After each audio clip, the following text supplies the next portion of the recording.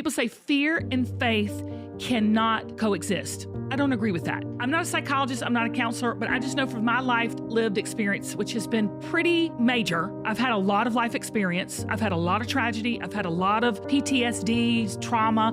I've had a lot of rejection. I've had a lot of verbal abuse. I've had a lot of people say I can't. I've had a lot of people do everything, but I chose to believe in God that I could. I'm not sitting here promising you a bed of roses, but what you've done tonight is you have taken a step and you have faced that fear, and now you've made fear your frenemy. Now the fear doesn't scare you. Now the fear can ignite you. Fear can be that fire or that igniter to that fiery passion that's inside of you that has been there. When I travel around and talk to women, I say to the whole entire audience, how many of you believe you have a purpose and a call in your life? Everybody raises their hand. They put them down. I say, put them down. And then I say, how many of you know what that is? And crickets. No one knows. We've got to change that mindset so that you're looking at life different, But the thing is, you're beating yourself up in your mind.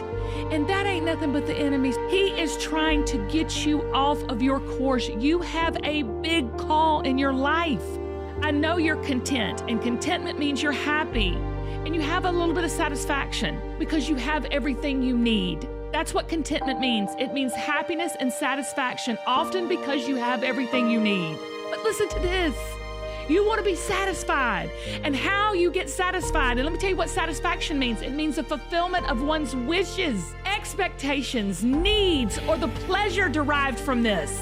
You want the pleasure, the satisfaction of living out what you have been called to be.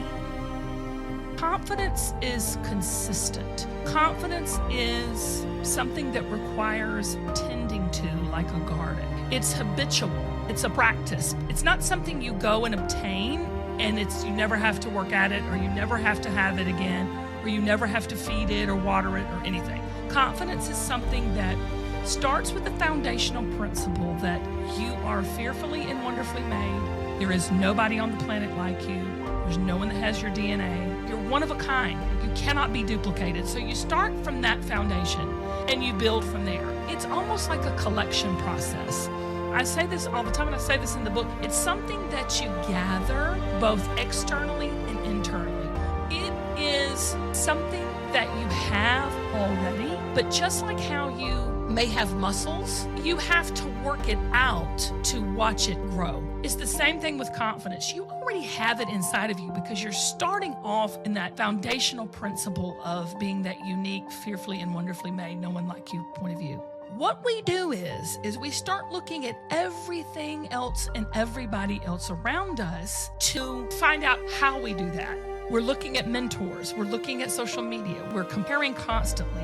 And comparison kills confidence. Confidence is consistency. Comparison kills confidence. So what we've got to do is consistently work on ourselves and consistently get rid of the negative comparisons to everyone else. It's not just negative thinking. So a lot of people think, if I just think positively, all my negativity will go away. I call that toxic positivity, and while being a positive person is wonderful, I'm not so sure how practical and productive it is. And the fact that you're trying to collect more confidence or work out that confidence muscle in you tells me you're on the right path. You have been collecting this confidence in your life and building this confidence in your life. All of your life's experiences has led you to where you are now.